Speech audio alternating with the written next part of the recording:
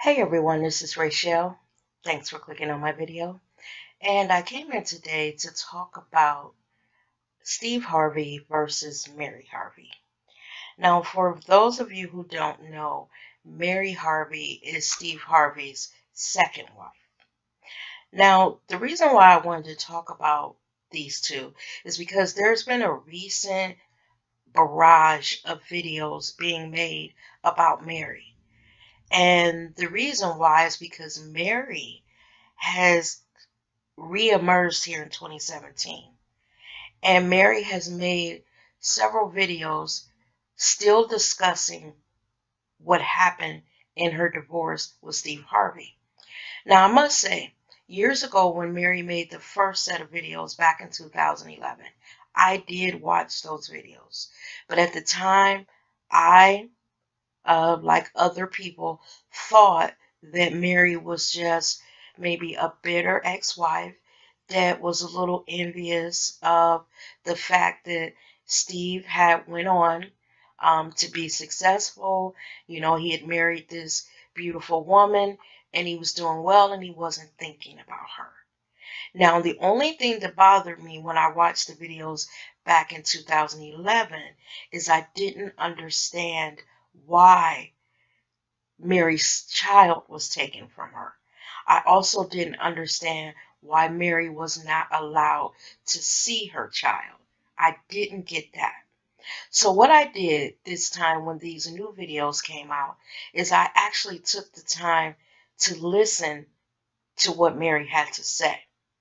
And in these new videos, Mary is telling you, she's breaking it down in great detail, exactly what went on in her divorce with Steve Harvey and how she came to not have custody of her son, Winton.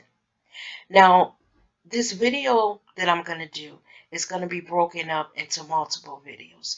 And the reason why is because the story between Steve and Mary is a very complex story. And the reason why is because there's money involved and there's also a child involved. So I wanted to do Mary a little justice because I actually believe Mary, y'all. After listening to her videos, really taking the time to listen to what this woman is saying, not count her off as a bitter ex-wife, but actually listen to what she's saying without the shine of Steve being this big time star with all this money. Just listen to what the woman is saying. So I'm going to break it up because this story, y'all, I think Steve may have done her wrong. And as I start to tell this story, because it is a story, you're going to maybe pause and wonder why certain things happen. So I'm just going to get started. In this first video, I'm going to kind of take you from when Mary and Steve met and all the way up until the divorce. And I'm going to tell it in Mary's words. Everything that I'm going to say is things that Mary has put out in this last month or so. And one thing I will say about what Mary's saying, she has been consistent. Mary has not gone away. She's been putting out videos and fighting for these past 12 years. Her story has never changed. I think what the problem is no one is really listening to her. They have written her off as a crazy bitch that just won't leave Steve Harvey alone. And after watching all these videos that are starting to come out, I'm really kind of side-eyeing Steve Harvey when it comes to what he did to her. Now, to be honest, y'all, I haven't really liked Steve Harvey since all the stuff that I heard that he did to Bernie Mac. Now, I don't know if y'all were aware, but you remember when Bernie Mac did Ocean's 11 or Ocean's 12 or whatever the Oceans were? Well, I heard that Steve Harvey kind of tried to, go behind Bernie's back and take that job from Bernie. Basically called the people that were making the movie and told them that he would be a better pick than Bernie Mac, blah, blah, blah, and tried to undercut his buddy.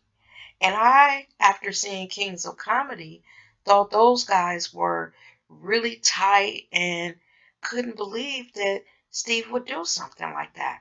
So after he did that, and as much as I loved Bernie, I was kind of through with Steve. Not to mention, him stepping to Trump Tower back in January. That just sealed the deal for me with Mr. Steve Harvey. So when these videos came along with Mary, I said, you know what? Here this woman come again, with this story that she has to tell. What the hell does she think that she's going to get? Because I really don't think that Steve Harvey's going to give her no money. She need to go somewhere and sit down. That's how I felt before I watched the videos. But now, after watching them, I believe Mary. And I believe that there was some funny business when it came to their divorce. So let me just start the story. And again, y'all, this is going to be a series of videos. I don't know how long it's going to take me to tell the story, but I want to do Mary justice, and I don't want to rush it in one video. So just bear with me. If you can't take long videos, y'all, I suggest you click off now. If you are a person that loves Steve Harvey and you think that Mary is a lying bitter bitch, then I suggest you click off now because I believe her. So I'm just going to start with when they met. And everything that I'm going to say is what Mary said. This is her side of the story. So Mary says that she actually met Steve Harvey in 1989. She said that's about the time they met. She basically said she was working at a department store. She was on her way back from lunch and bumped into Mr. Steve Harvey. She said he came up to her, basically asked her name and, let her know that he was interested in her. But she said at the time, she was kind of off men for a while. She said she'd been through some things and she wasn't looking for a boyfriend. So she kind of gave Steve the cold shoulder. She said, but he wouldn't go away. He told her, look, just give me your name because if you tell me your name, that will make my day. So Mary said that pretty much she just wanted to get rid of him. So she said, well, look, my name is Mary. And so she said that she went on back to work and didn't even think any more about him. But she said as she worked that day, she looked out the window. She worked in a department store. She said that there was a fountain out there with benches around it. And she said when she looked out the window, she noticed that that guy who she had just met was looking at her and was sitting out there. And when she looked up, he smiled and waved. And it was none other than Steve. So she said she was wondering, oh my God, is he stalking me? So she said she didn't think anything more about it. She continued her day. She looked up and he was in the store. And he asked her, basically, could he get her number? And she said that she had felt bad because she had been so cold to him that she said, well, okay, I'll go ahead and give you my number. She said that they called, they talked to each other a little bit, and, she was, I guess, chit-chatting with him on the phone. She said the next time she saw Steve, he had come up to her store, and he had bought this big box. She said it was a huge box that wasn't wrapped and was kind of beat up, and, he was carrying it all ceremoniously into her job, and she was wondering what it was because she said she was thinking if it was a gift, he didn't take the time to wrap it or anything. So she said when she opened the box, there were about 1,000 Hershey Kisses in it. And in the midst of the Hershey's Kisses was a card. And the card said that he would walk 1,000 miles just to have a kiss from her. And she said that she thought it was so sweet that she decided she would give him a chance, and they started dating. Now, Mary says that they dated from 1989 all the way up until 1996 when they eventually got married. Now, during this time, Steve was a struggling comedian. We really hadn't heard of Steve Harvey back in 1996. He was pretty much just like I said, a struggling comedian. He had no money. When I'm sorry, not Marjorie, Mary, when Mary met him, he was broke. He was just a working, struggling comedian. So she said that after they got married, she got pregnant with their son, Winton. And eventually, Winton was born. She talks about how when Winton was born, there were problems. Winton was born not breathing because the umbilical cord was wrapped around his neck. She says that her and Winton almost died during the birth because they had to hurry up and perform an emergency C-section. I guess she lost a lot of blood, and Winton was born not breathing. Now, eventually, everything worked out, and her and Steve, began their life together as a married couple with a baby. Now, during this time, again, Steve was working hard to become the Steve Harvey that we know today, and Mary was right there beside him. She said that a lot of times they didn't have money to fly to some of the gigs that Steve would have, so they would get in the car, pack it with clothes and food, and they would drive to the gigs. She said a lot of times Steve wouldn't get paid the amount of money that he was promised. So they barely had money to make it to the next gig. She talked about times when, back in the day, you could go to a gas station and pump your gas and then pay after you pumped. Well, she said that they were so broke at times that they would go to the gas station, pump the gas, and hurry up and speed off. She said they knew it was wrong, but they didn't have any money to get to the next gig so Steve could make some money.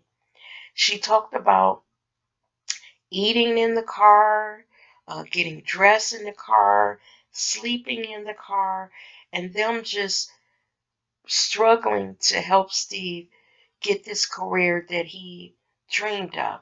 She said during this time they talked about their future and how they were going to do everything to make Steve a star. And she was right there by his side, sleeping in that car, stealing gas. She even talked about how at times when they did have money, they started this little change bag that they used to keep in the trunk. And she said that what they would do is that every time they had some change, they would throw it in this bag.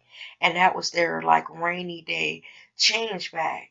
And she goes on to say that many a day that they depended on that change bag to eat because they were just that broke. Now, eventually, because of all of the hard work that they did, traveling city to city and, going to every gig that Steve could get, eventually, his career started to take off. She said that they had made a commitment, and finally, the fruits of all their labor were starting to be seen because his career was taking off. She also mentioned that during this time that she started to suspect that there was some infidelity in her marriage. She said that there was one time about 2 years into their marriage, she talks about it was their anniversary. And Steve was doing a gig, and they were going to meet up after he did the gig. So she says she was at home getting her makeup done, and there was a letter that came in the mail, like from FedEx or something. And on the top of the letter, written all across it in bold black magic marker, was the word confidential. Mary says she sat and looked at the letter, and something told her that something about that letter was not right. She said that she believes that the letter was meant to go to their business office, but it mistakenly was sent to their home. So since she was a part of the business, the Steve Harvey business, by this time he had his suits, he was starting to do well. He was even doing a guest spot or sitting in for Tom Joyner when Tom Joyner went on vacation. So he was starting to become the Steve Harvey that we know, with his businesses. So she said she opened that envelope and there was a letter from Steve's mistress. She said when she read the letter, she realized that this Mr. Steve he had had for a few years. Because in the letter, the mistress detailed things that only Steve could have told her. And she realized that this, whatever it was that was going on, had been going on for a few years. She also says that during this time that there were other women. She was aware of the infidelity. She talks about, she didn't want to break up her marriage. She loved him. And she felt like, I guess it was part of the road, and she admits that she was stupid and she just didn't want to leave because she loved her husband and she wanted her marriage. But then she said there came a time when it had gotten so bad that she filed for divorce. And she said Steve begged her not to leave him. Now, Mary actually says that she filed for divorce 3 times before she actually left him. Okay? She said each of those 3 times, Steve begged her not to leave him, told her he would change and he loved her and he wanted to make their marriage work, so she decided to stay. Now, she said, then there came a time where she received a phone call at home from a woman. And she said that when the woman called, the woman had told her that, she was calling because she wanted to get a job within Steve Harvey's suit business. You remember when Steve Harvey came out with his line of menswear and he had those suits? Well, this is what the woman claimed that she was calling to get a job in. Now, the woman that called was Marjorie. Now, let me just stop here. Steve Harvey and Mary were divorced in 2005. Marjorie, according to Mary, was not a friend of hers. Mary says she didn't even know Marjorie existed until she received that call. So she says that this rumor or this thing that's circulating all on YouTube that Marjorie was her friend, someone that she had been confiding in, telling her, about problems in her marriage is not true. She says she doesn't even know where that came from because she didn't even know Marjorie until she received that call. So when Mary received the call, she said that she asked Marjorie, how did you get our home phone number? And